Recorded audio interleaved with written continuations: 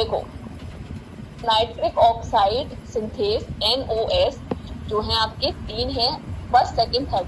जो फर्स्ट और थर्ड है जो नर्व सेल और एंडोथेलियल सेल में रोल प्ले करते हैं वो कैल्शियम डिपेंडेंट होते हैं, ठीक है। और जो 9 सेकंड है वो इम्यून सेल्स हैं, वो कैल्शियम इंडिपेंडेंट होती है। यहाँ पे इम्यून सेल्स की हम बात कर रहे हैं, फेगोसाइटिक सेल्स, लाइक आपके न्यूट्रोफिल्स हो गई। तो ये क्या रोल प्ले करती हैं, फेगोसाइटिक सेल्स है तो फेगोसाइटोसिस करेंगी, तो या तो ये रिएक्टिव नाइट्रोजन स्पीसीज की तरफ जाएंगी या रिएक्टिव ऑक्सीजन स्पीसीज की तरफ जाएंगी। अगर रिएक्टिव नाइट्रोजन स्पीसीज में अगर हम बात करें तो आपके पास क्या क्या हो सकते हैं, नाइट्रेट हो सकता है, नाइट्राइट हो सकता है, नाइट्रिक ऑक्साइड हो सकता है। रिएक्टिव ऑक्सीजन स्पीसीज में अगर हम बात करें तो सुपर ऑक्साइड आयन की बात करेंगे। अगर फेगोसाइटिक्स नहीं समझ आ रहा तो जब इम्यूनोलॉजी पढ़ाऊंगी तब वहां समझ आ जाएंगी, अभी लिख लो, ठीक है। अगर ये RNS ROS नहीं समझ आ रहा तो अब बताओ किसी को कोई दिक्कत लग रही है इसमें, नाइट्रिक ऑक्साइड पाथवे में?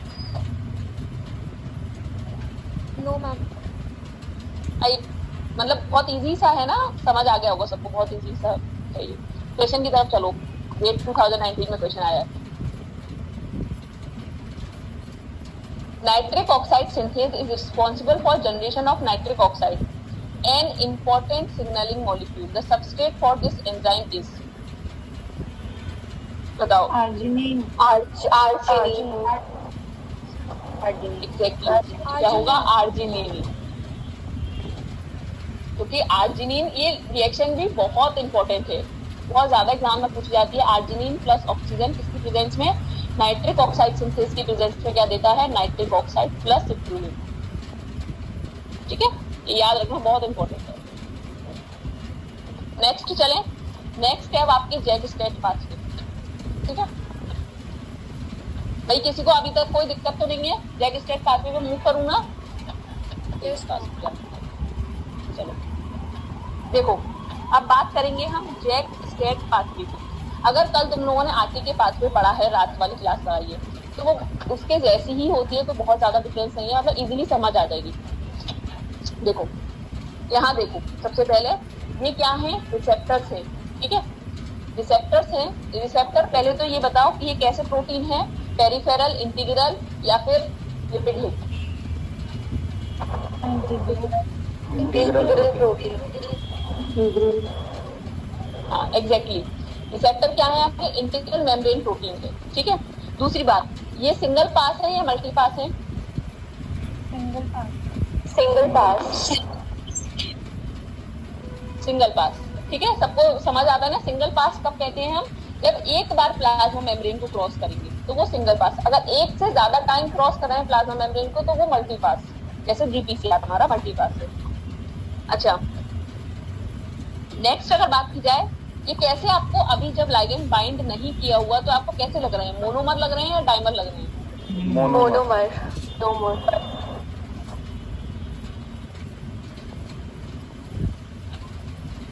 मोनोमर, बिल्कुल मोनोमर, ठीक है। अच्छा यहाँ रिसेप्टर तो कोई लाइगेंड बाइंडिंग नहीं दिख रही ना, अब समझना किस तरीके से ये पाथवे चलती है, बहुत इजी पाथवे है, ध्यान से सुनो। देखो जब लाइगेंड बाइंड करेगा, ठीक है, यहाँ पर जब लाइगेंड बाइंड करेगा, यहाँ पे साइटोकाइन लिख रहा है, वो मैं लाइगेंड्स बाद में बताऊंगी। जब लाइगेंड बाइंड करेगा तो लाइगेंड बाइंड करने से क्या होता है,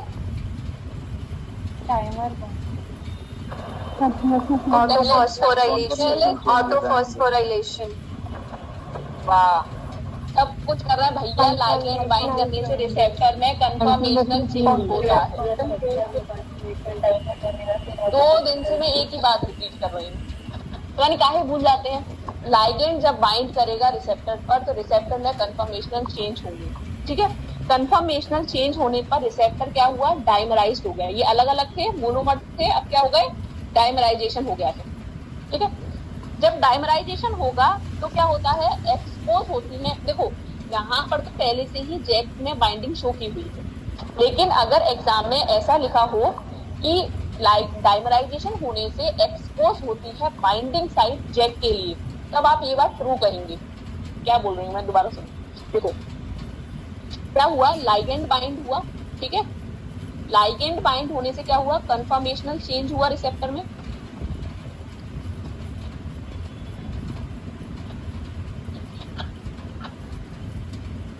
और कन्फर्मेशनल चेंज होने से रिसेप्टर में क्या हुआ, डाइमराइजेशन हुआ। ठीक है, अब ध्यान से सुनो, मैंने क्या कहा कि डाइमराइजेशन के बाद क्या होता है, बाइंडिंग साइट जो है एक्सपोज होती है जैक के लिए। Binding site expose for JAK. JAK एक प्रोटीन है, अभी मैं बताऊंगी जैक के बारे में। देखो यहाँ तो पहले से ही जैक की बाइंडिंग दिखा रखी है। अगर एग्जाम में ये लिखा हो कि पहले से ही मतलब जब डाइमराइजेशन होगा तो क्रॉस फॉस्फोराइलेशन होगा, तब भी तुम इस बात से एग्री करना।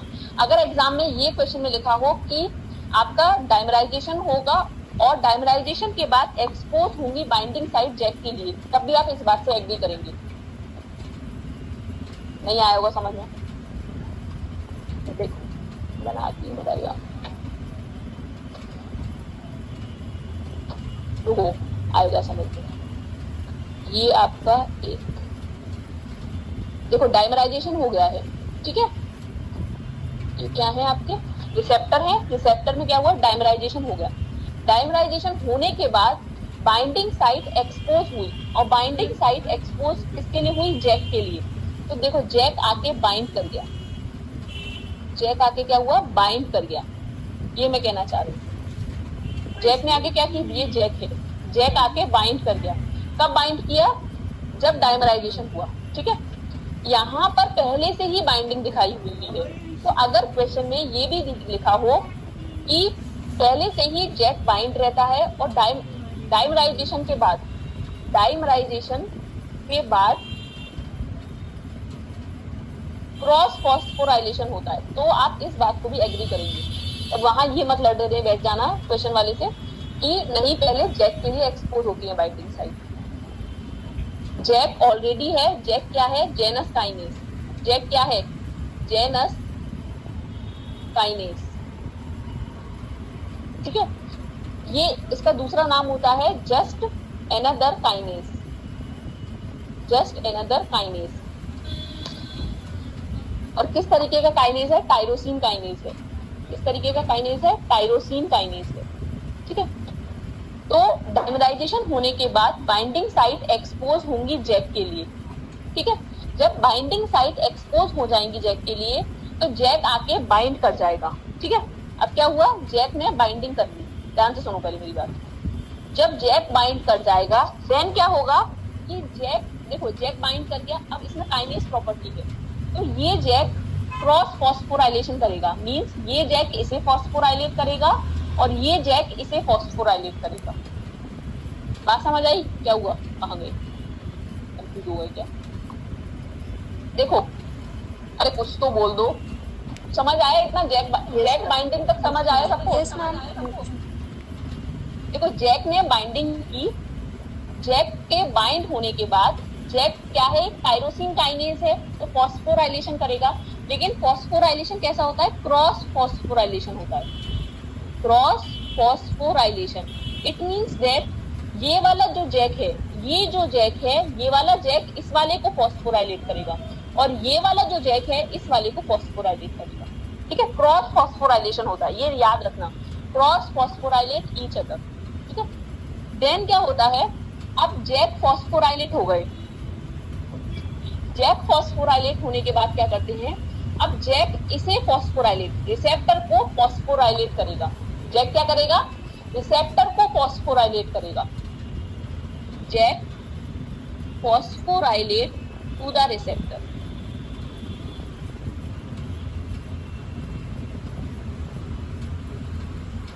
ठीक है, जैक जब रिसेप्टर को फॉस्फोराइलेट कर देगा, इतनी पहले बताओ, इतना पार्ट क्लियर हुआ?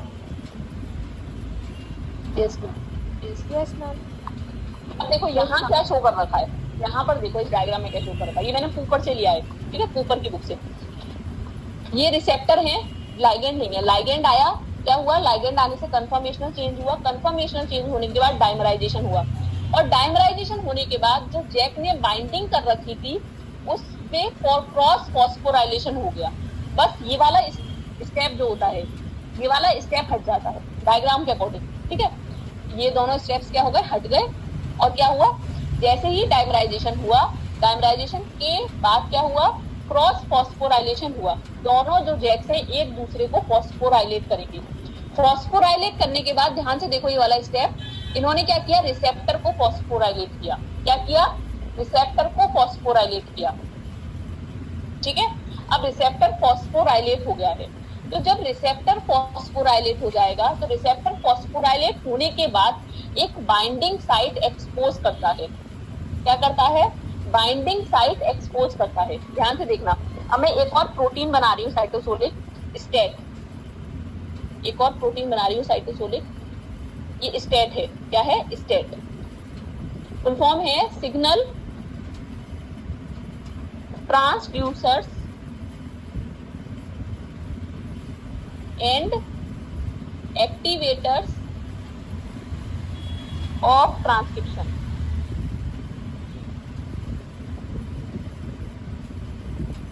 State, signal transducers and activators of transcription. ठीक है, स्टेट, स्टेट क्या है, बेसिकली आपकी एक साइटोसोलिक प्रोटीन है।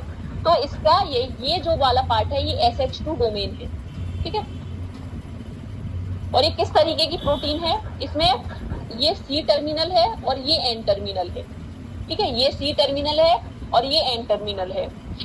C टर्मिनल पर SH2 डोमेन होता है और N टर्मिनल पर क्या होता है, DNA binding domain, DNA binding domain. तो देखो अब क्या हुआ, SH2 डोमेन है और SH2 डोमेन कल मैंने क्या बताया था, क्या होता है, SRC होमोलॉजी 2, जो कि क्या करेगा, phosphorylated tyrosine glutamate glutamate isoleucine वाली, जब उसे ये बाइंडिंग सीक्वेंस मिलेगा तो बाइंड करेगा। ठीक है, तो देखो यहाँ पर बाइंडिंग साइट एक्सपोज हो गई। यहाँ पर जब रिसेप्टर पर फॉस्फोराइलेशन हुआ, रिसेप्टर पर फॉस्फोराइलेशन होने के बाद बाइंडिंग साइट जनरेट हो जाती है SH2 डोमेन के लिए। तो स्टेट प्रोटीन आके बाइंड कर गई। और जैक क्या करेगा, जैक जब स्टेट प्रोटीन आके बाइंड कर जाएगी तो जैक स्टेट प्रोटीन को फॉस्फोराइलेट कर देगा। देखो स्टेट प्रोटीन को क्या किया इन्होंने, फॉस्फोराइलेट कर दिया। इतनी बात सबको पहले समझ आई। अब देखो जब स्टेट प्रोटीन फॉस्फोराइलेट हो जाएगी, स्टेट प्रोटीन जब फॉस्फोराइलेट हो जाएगी तो वो यहाँ से निकलेगी और डाइमर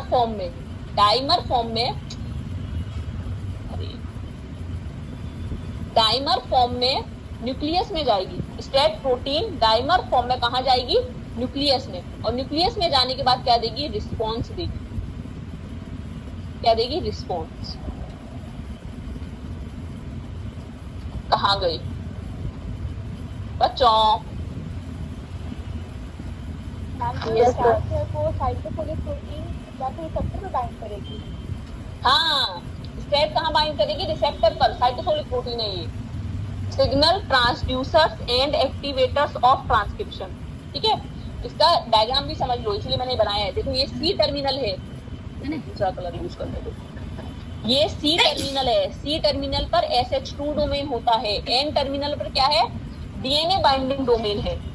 ठीक है, तो ये क्या है, जब देखो C टर्मिनल से ये बाइंड कर गई, ये इसका C टर्मिनल है, ये बाइंड कर गई, ये N टर्मिनल है, SH2 डोमेन बन गया और ये बाइंड कर गई। तो जैक क्या करेगा, एक काइनेज है तो फॉस्फोराइलेट कर देगा स्टेट प्रोटीन को भी।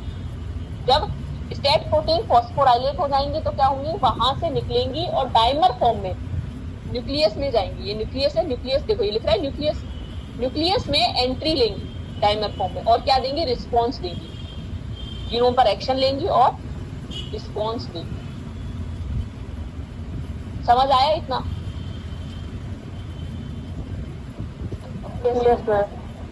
चलो दोबारा आ जाओ इधर। अब जैक को देखो जरा, जैक का स्ट्रक्चर समझना है, जरा प्यारे से जैक को देखो।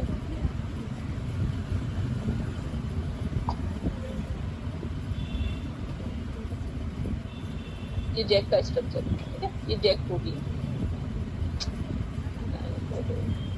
ये देखो जैक का ये है आपका C टर्मिनल और ये है N टर्मिनल। ठीक है, C टर्मिनल साइटोसोलिक टर्मिनल है, N terminal.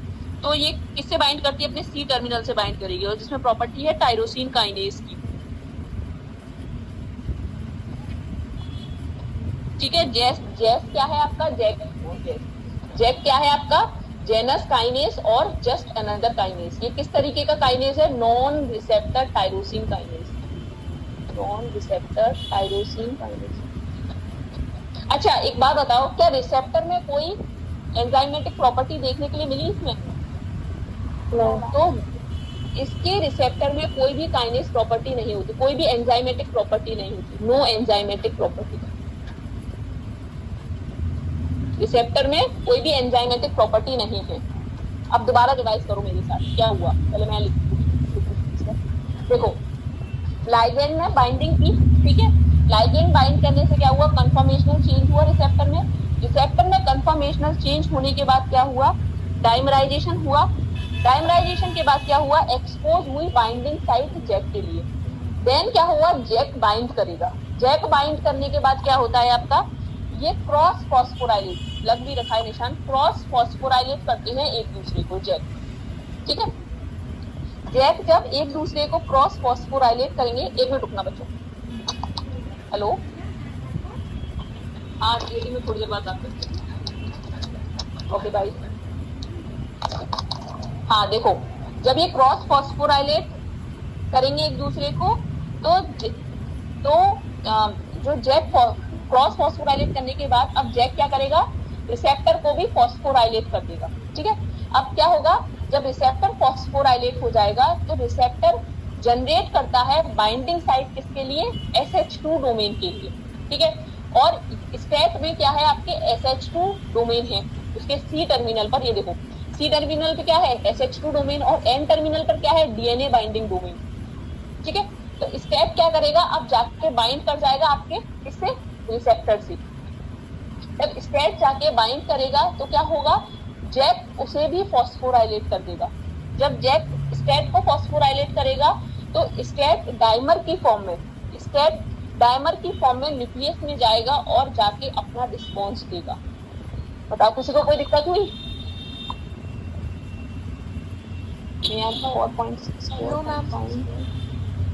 State bind to the receptor, ठीक है। नेक्स्ट तो कोई मैं लिख देती हूँ, तुम लोग कंफ्यूज ना हो आगे। स्टेट देखो, जब रिसेप्टर से बाइंड कर गया तो फिर क्या होगा, रिसेप्टर से बाइंड करने के बाद जैक फॉस्फोराइलेट करेगा रिसेप्टर को, JAK phosphorylate to the receptor to the STAT, और जब जैक फॉस्फोराइलेट कर देगा स्टेट को, फिर क्या होगा, STAT move to the nucleus, और न्यूक्लियस में जाने के बाद क्या करेगा, रिस्पॉन्स देगा, ठीक है।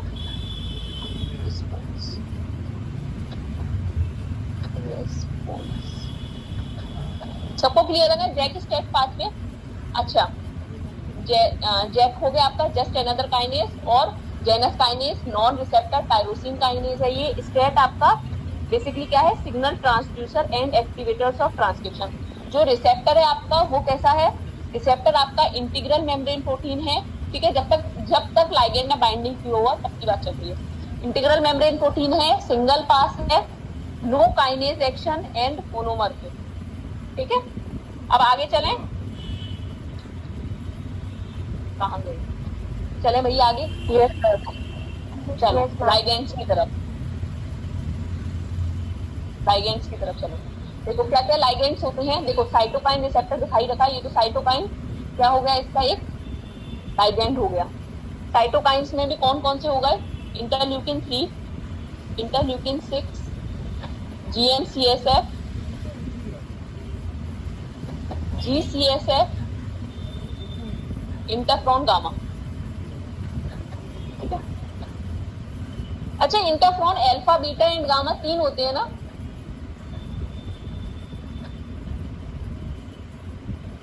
कहाँ गए पता नहीं, आवाज आ रही है मेरी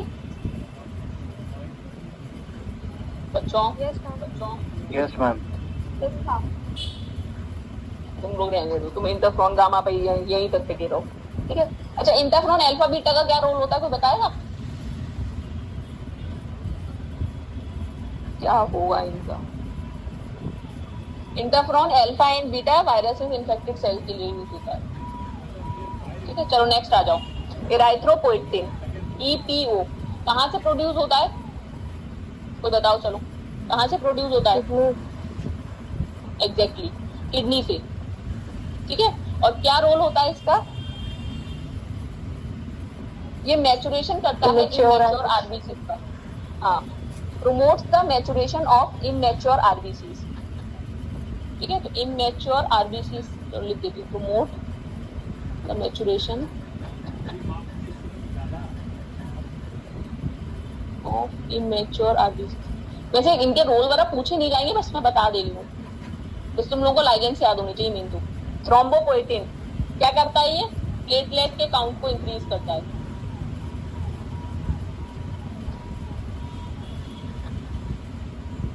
प्रोलैक्टिन का क्या रोल होता है? मिल्क को प्रोड्यूस करता है। ग्रोथ हार्मोन, ये ओवरऑल ग्रोथ करवाता है बॉडी की।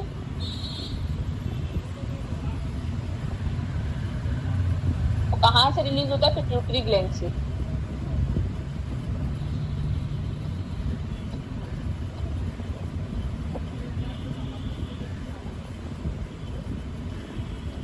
लेप्टिन, लेप्टिन क्या है आपका? हंगर हार्मोन है, हंगर हार्मोन। ठीक है, कहाँ से प्रोड्यूस होता है? एडिपोज टिश्यू से। देखो, leptin is inversely proportional to hunger. ठीक है, अगर आपको भूख बहुत ज्यादा लग रही है, इसका क्या मतलब है? इसका मतलब आपकी बॉडी में लेप्टिन बहुत कम प्रोड्यूस हो रहा है, और जितनी ज्यादा लेप्टिन प्रोड्यूस होगा उतनी ही कम भूख लगेगी आपको। तो leptin is inversely proportional to hunger. बात समझ गई क्या बोला मैंने लेप्टिन के बारे में?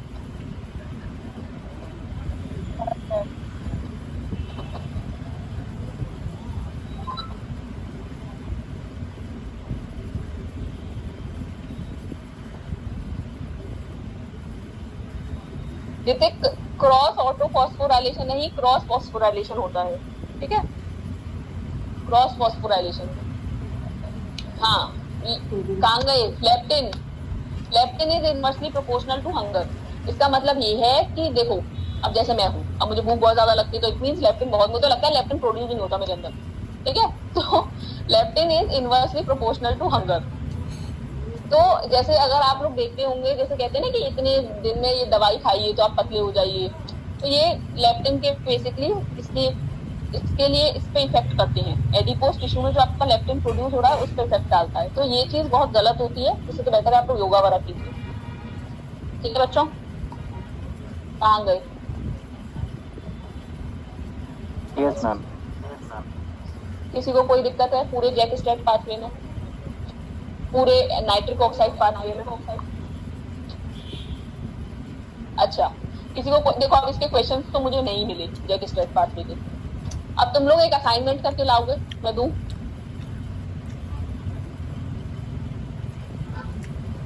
यस। चलो, किसी का तो यस मैम आया, नहीं भी बोलते तब भी मैं देती। देखो, तुम्हें क्या करना है कि जैक स्ट्रैट और आरटी के पाथवे में डिफरेंस लिख के लाने हैं, या फिर मैं डाल दूंगी, अपना असाइनमेंट सबमिट कर देना टीचमेंट पे, शिफ्ट 1 में। समझ आया क्या करना है? Yes, ma'am. JAK STAT and RTK में, आरटीके सब पढ़ चुके हैं, तो JAK STAT and RTK pathway में डिफरेंस बताने, क्या क्या डिफरेंस होता है। ठीक है, ठीक है भाई, ठीक है। ठीक है। चलो, अब फिर हम लोग कुछ क्वेश्चंस करा दूं, करोगे? और Yes, ma'am. रुको, मैं कुछ क्वेश्चंस कराती हूँ। टाइम है काफी, एक मिनट।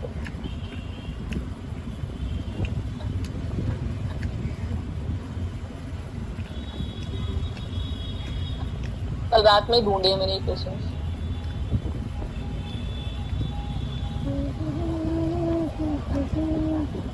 ये गया। चलो फर्स्ट क्वेश्चन पे आ जाओ।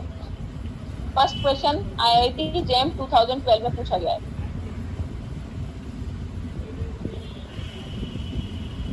The incorrect statement regarding second messenger adenosine 3' 5' cyclic nucleotide monophosphate CMP is, क्या इनकरेक्ट स्टेटमेंट है?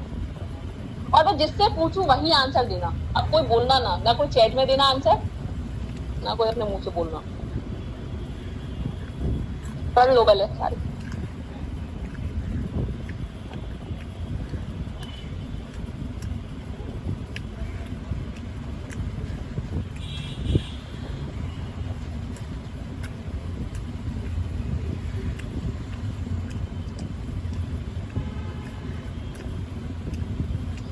पढ़ लिया?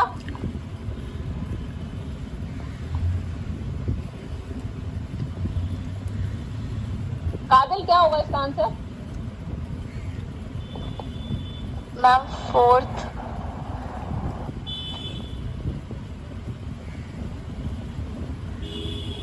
सबको 4th लगता है?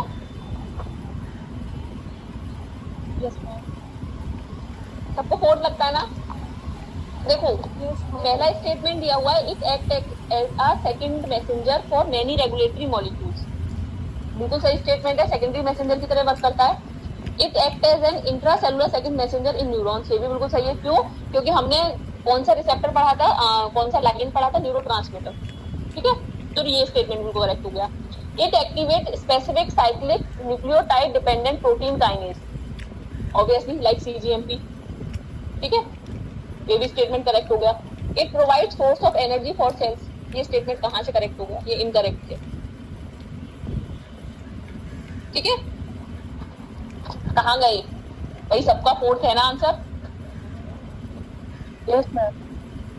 चलो नेक्स्ट क्वेश्चन लो, आंसर ही लिख रहा है। IIT जैम 2014 में भी क्वेश्चन पूछा गया है। The binding of a hormone to its receptor activates adenylyl cyclase through a stimulatory G protein. If due to a mutation, the G protein binds but does not hydrolyze GTP, the consequence will be, क्या होगा? पढ़ो आप, बताना मत, मैं पूछूंगी, तुम रुक जाओ तुम लोग।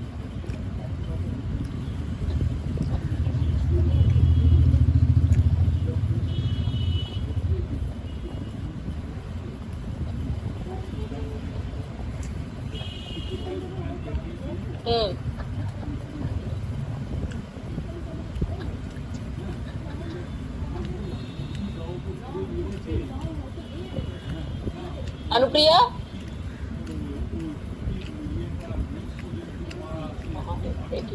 अनुप्रिया, यस। हाँ इसका आंसर क्या होगा बताओ? B होगा। क्या होगा? B। चलो और कोई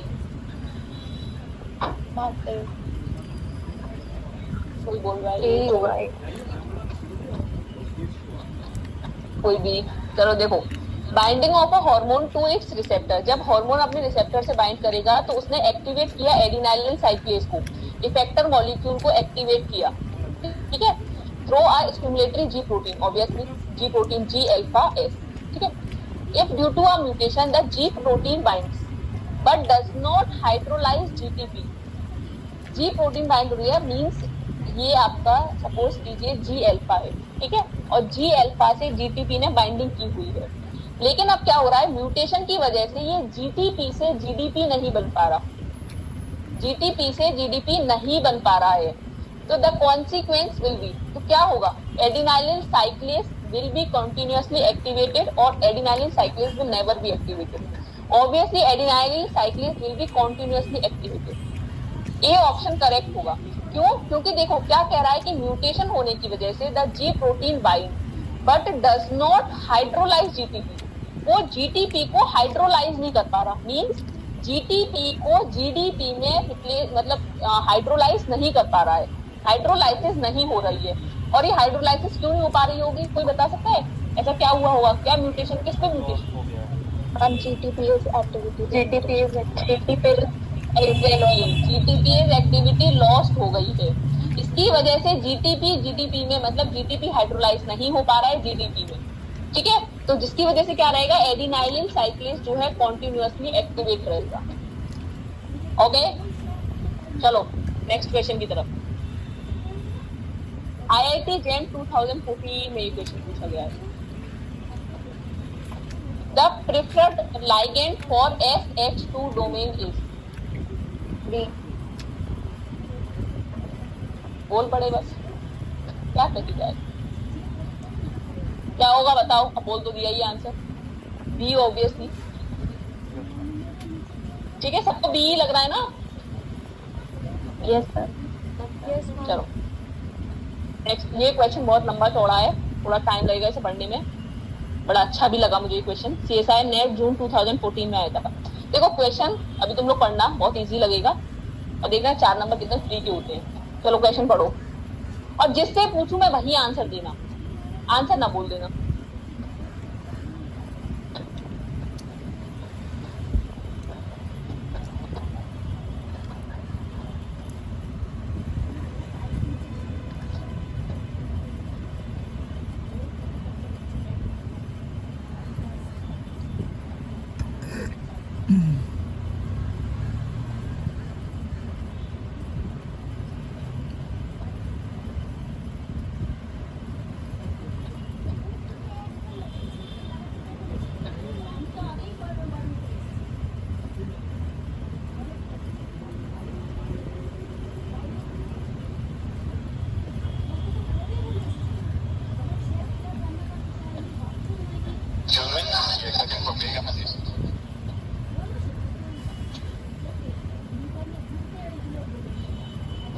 पढ़ लिया क्वेश्चन सबने? Yes sir. चलो आंसर भी सोच लिया होगा, रुको अब मैं पूछती हूँ किसी से।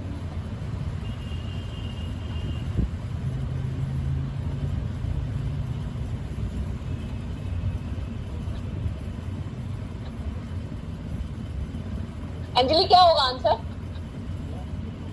हम शो करिए एक बार स्क्रीन।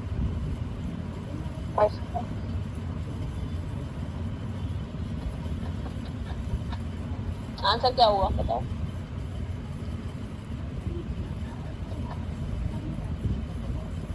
सी।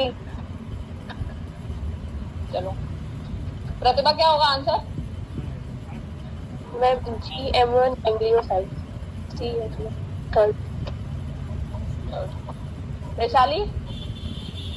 हम गैंग्लियोसाइट। श्रेया? हम गैंग्लियोसाइट। चलो जब सब गैंग्लियोसाइड बोल ही रहे हैं तो गैंग्लियोसाइड ही होगा ऑब्वियसली। किसी को कोई डाउट है इस क्वेश्चन में? पढ़ूं मैं क्वेश्चन? रुको। When the cholera toxin gain access to the human intestinal tract, it binds tightly to a specific receptor in the plasma membrane of the epithelial cell lining the small intestine, causing membrane-bound adenylyl cyclase to undergo prolonged activation, resulting in extensive loss of H2O and NH. Pre-treatment of excess various phospholipids and protease fail to inhibit the binding of polar toxin to its receptor and fluid loss, but treatment with exoglycosides prior to binding signature disease, which of the following molecule to the receptor? अरे बस simply क्या पूछ के फालतू grammar दी है। Receptor पूछा जा रहा है टॉक्सिन के लिए, ठीक है, और टॉक्सिन के लिए हमने क्या पढ़ा? अरे ला रुको, सलोनी कहाँ गई? Yes ma'am. हाँ जरा बताना, पोलर टॉक्सिन के लिए कौन सी यूनिट्स पढ़ी थी हमने? AB5। एग्जैक्टली। और कौन सी यूनिट कांटेक्ट एस्टेब्लिश करती है होस्ट सेल से? ये बीच में दूसरा कौन टपक के पड़ा था? बी सब यूनिट, ठीक है। ए में क्या प्रॉपर्टीज होती है? Enzymatic property. एंजाइमेटिक प्रॉपर्टी, ठीक है। तो AB5 कहाँ गया? AB5, ठीक है। बी जो सब यूनिट है वो कांटेक्ट करेगी होस्ट सेल से, ठीक है, और होस्ट सेल में वो किससे कांटेक्ट करती है? देखो पहला न्यूरामिनिडेज आएगा, ठीक है। न्यूरामिनिडेज क्या करता है रोल? रुको, सियालिक एसिड। लो मैं किसी से पूछती वो वैशाली बोल पड़ी। चलो कोई नहीं। न्यूरामिनिडेज क्या करता है? आपके कार्बोहाइड्रेट को रिमूव करेगा, जो कि सियालिक एसिड है उसे रिमूव करेगा, और जब आपके जो GM1 गैंग्लियोसाइड है वो एक्सपोज होने लगेंगे और उससे बी जो सब यूनिट है वो उससे कांटेक्ट एस्टेब्लिश करेगी, ठीक है। तो सी ऑप्शन क्या है? करेक्ट है, ठीक है। चलो अब आगे चलो। CSIR नेट जून 2017 में ये क्वेश्चन पूछा गया है लंबा question. Which one is the correct sequence of event that take place during photo transduction when light falls on the retina. कोई आंसर मत बोल देना, मैं बता रही हूँ आंसर, क्वेश्चन सारे पढ़ लो, सारे ऑप्शन।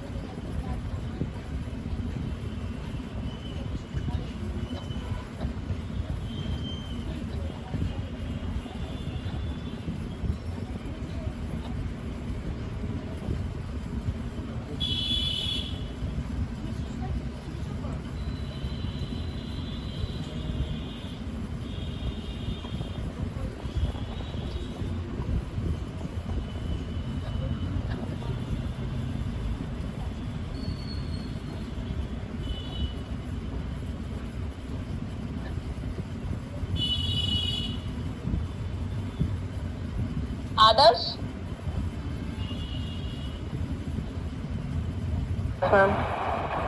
तुम थे ये जब मैंने ये VPCR इन आई पढ़ाया था? हाँ थे मैम। हाँ, तो तुम इसका आंसर देना, ठीक है?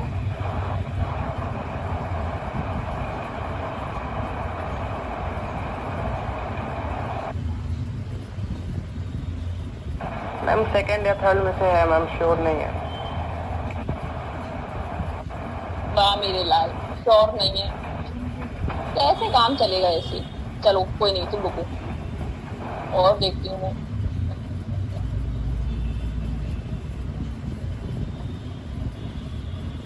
सबने ऑप्शन पढ़ लिए ना? Yes ma'am. Yes ma'am. Yes ma'am. Srishti, क्या होगा इसका आंसर?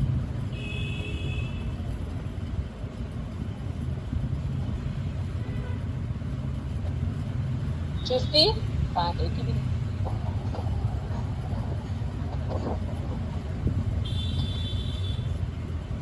सृष्टि नहीं है, चलो सृष्टि नहीं है। आभा, मैम थर्ड लग रहा है। चलो इन्हें भी अभी लग रहा है, मतलब कॉन्फिडेंस तो है ही नहीं। अच्छा, Heera Fatima, ma'am third. Daya, ma'am third. Hrithik, ma'am third. Third. सबको थर्ड लग रहा है? किसी और का कोई ऑप्शन भी है? हाँ यस मैम, थर्ड ऑप्शन। देखो थर्ड ऑप्शन क्या कह रहा है, स्ट्रक्चरल चेंजेस इन रोडोप्सिन। ठीक है, जब लाइट पड़ेगी तो क्या होगा, आपका 11 सिस रेटिनल किस में चेंज होगा? 11 ट्रांस रेटिनल। ठीक है, और फिर क्या होगा, ट्रांसड्यूसिन एक्टिवेट होगा, डिक्रीज इन इंट्रासेलुलर CGMP। अच्छा, इंट्रासेलुलर CGMP कैसे डिक्रीज होगा, कोई बता सकता है? GMP में कन्वर्ट। फोटोएस्ट्रेज एक्टिविटी की वजह से। Ma'am gets converted into 5 prime AMP। Exactly, सब लोग बिल्कुल सही बोल रहे हैं, सही, सब लोग सही बोल रहे हैं कि जब ट्रांसड्यूसिन एक्टिवेट होगा तो क्या होगा कि हमारा जो T अल्फा है वो जो PDE पर इनहिबिटरी सबयूनिटर से रिमूव करेगा और फॉस्फोडाइएस्ट्रेज को एक्टिवेट करेगा, जिसकी वजह से क्या होगा, CGMP 5 प्राइम GMP में कन्वर्ट होगा, तो डिक्रीज हो जाएगी CGMP की कंसंट्रेशन। ठीक है, CGMP की इंट्रासेलुलर CGMP कम हो जाएगा, इसकी वजह से क्या होगा, CGMP कम होता है तो हमारा closure of sodium ion cation channel, याद है, प्रिवेंट कैटाइन चैनल्स जो थे बंद हो रहे थे, कैल्शियम एंड सोडियम चैनल्स। इसकी वजह से क्या होता है, डिक्रीज्ड रिलीज ऑफ ग्लूटामेट, तो डिक्रीज रिलीज होता है। अदरवाइज क्या हो रहा था कि ग्लूटामेट, बेसिकली मैं आपको आगे चल के जब पढ़ाऊंगी पूरा एक्शन पोटेंशियल, तब वहां पर ग्लूटामेट का भी रोल बताऊंगी। अदरवाइज आपके क्या है, साइनेप्टिक्स जो थे वो कम हो रहे थे। ठीक है, तो थर्ड ऑप्शन क्या है, करेक्शन। मतलब ये जो लास्ट वाला डिक्रीज रिलीज ऑफ ग्लूटामेट था, तो ये नहीं कंफर्म था, बट बाकी सब सही था, देखिए थर्ड, बट ये नहीं समझ में आया, डिक्रीज रिलीज ऑफ ग्लूटामेट। हाँ, वो मैं जब एक्शन पोटेंशियल पढ़ाऊंगी ना, जब मैं आपको पूरा पढ़ाऊंगी कि ये एक्चुअल में ये हाइपर पोलराइजेशन और ये डीपोलराइजेशन किस तरीके से, हाइपर पोलराइजेशन वाला फेस क्यों आता है, डीपोलराइजेशन फेस क्यों आता है, कैसे जो आपके पोटेशियम आयन चैनल होते हैं, पोटेशियम आयन चैनल्स होते हैं वो कितने आलसी होते हैं क्लोज होने में, ओपन होने में, तो कैसे ये फेजेस मूव करते हैं, तब मैं पूरा डिटेल में लेके जाऊंगी। ठीक है, तो वहां पर ग्लूटामेट का भी बताऊंगी। ठीक है, तो थोड़ा सा तो पेशेंस रखना पड़ेगा इसके लिए। ओके, कहाँ गई बाकी? Yes ma'am. Yes ma'am. चलो नेक्स्ट क्वेश्चन। अभी एक और, हाँ देखो, CSIR नेट जून 2017 में ये क्वेश्चन पूछा गया है, जरा देखना पढ़ के इसे।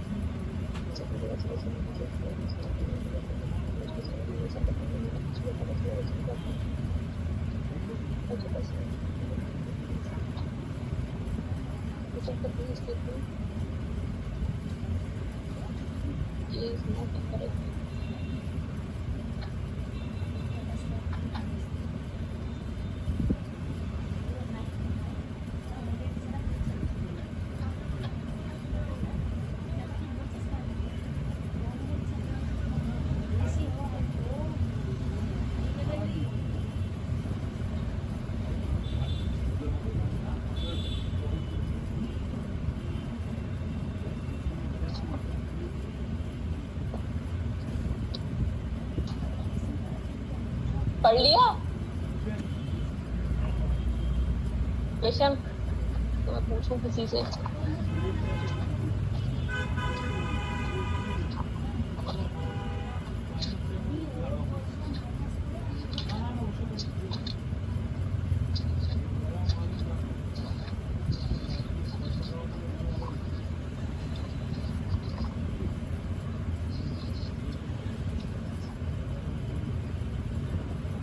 भाई क्वेश्चन पढ़ लिया सब लोगों ने? Yes ma'am.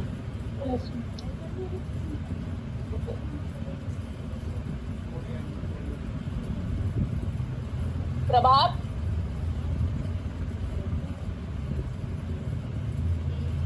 प्रभात, यस मैम। इसका आंसर क्या होगा? पढ़ो पढ़ो आराम से।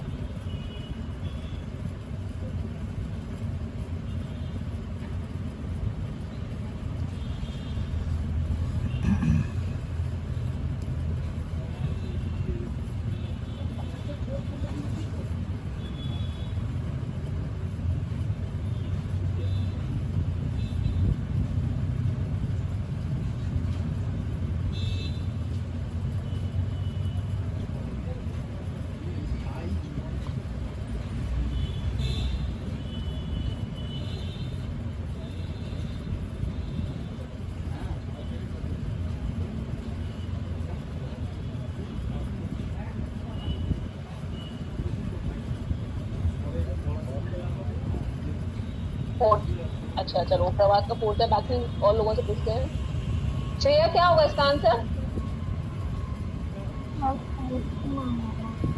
क्योंकि कैटालिटिक यूनिट नहीं नहीं, एक्सप्लेनेशन मत दो, एक्सप्लेनेशन नहीं चाहिए मुझे। इसका मैं नाम भूल जाती हूँ, क्या नाम इसका? सलोनी।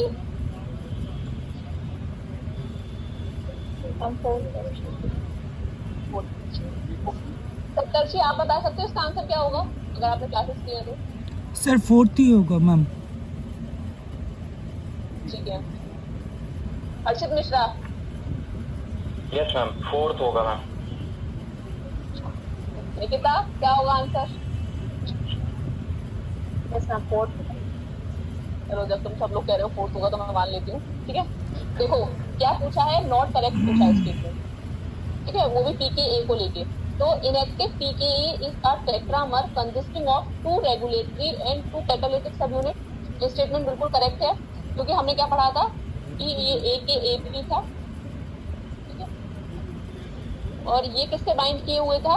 रेगुलेटरी सब यूनिट से, ठीक है। और रेगुलेटरी यहाँ पर एक इनहिबिटरी सीक्वेंस है जिसमें किसको बाइंडिंग दी हुई थी? कैटालिटिक सब unit.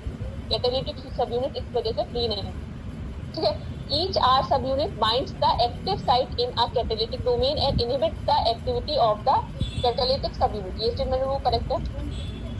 Each R subunit has 2 distinct CAMP binding sites and binding of CMP occurs in a cooperative fashion. देखो मैं तुम लोग को चीख के वहां बोल रही थी उस टाइम भी कोऑपरेटिव फैशन में बाइंडिंग होती है। कोऑपरेटिव फैशन में बाइंडिंग का मतलब समझ रहे हो क्या मतलब होता है?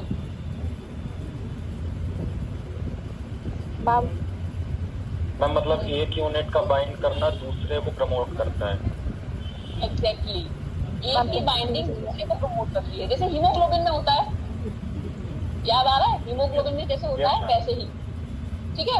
एक की बाइंडिंग दूसरे को प्रमोट करेगी, दूसरे की बाइंडिंग को प्रमोट करेगी, ठीक है, और कन्फर्मेशनल चेंज होता जाएगा, ठीक है। बाइंडिंग ऑफ सी, तो ये थर्ड ऑप्शन भी करेक्ट है, तो ऑब्वियसली तो फोर्थ ऑप्शन ही रॉन्ग हुआ। Binding of CMT to R subunit causes a conformational change resulting binding to site other than catalytic site causing strengthening of binding to C subunit, अच्छा catalytic subunit activating its kinase activity. ये statement क्या है, बिल्कुल गलत है, ठीक है। किसी को कोई डाउट है? कहाँ गए और नहीं है कुछ? किसी को कोई डाउट कैसा भी पूरे इसमें बताओ मुझे।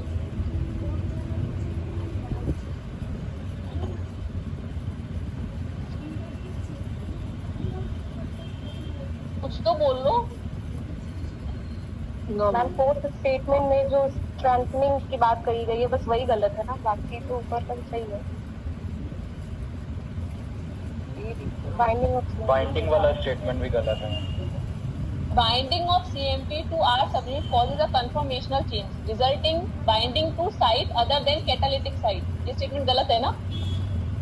यस मैम, अनबाइंडिंग होती है। Exactly,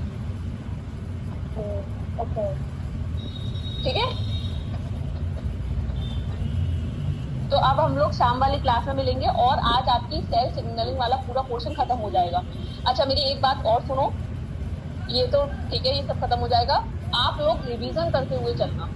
in the end course बहुत ज्यादा हो जाएगा, रिवीजन नहीं हो पाएगा, और मेन चीज हर एग्जाम को क्वालिफाई करने के लिए होती है रिवीजन। जितना ज्यादा रिवीजन रहेगा उतना ज्यादा तुम लोग रिकॉल कर पाओगे एग्जाम टाइम में, और उतना ही ज्यादा आंसर सॉल्व कर पाओगे, ठीक है। तो अभी तो कोर्स कम है, तो बेटर है कि दिन में 4-4 बार रिवाइज करो चीजों को। जब कोर्स बहुत ज्यादा धीरे धीरे बढ़ता जाएगा तब रिवीजन में बहुत ज्यादा दिक्कत आनी शुरू होगी, ठीक है।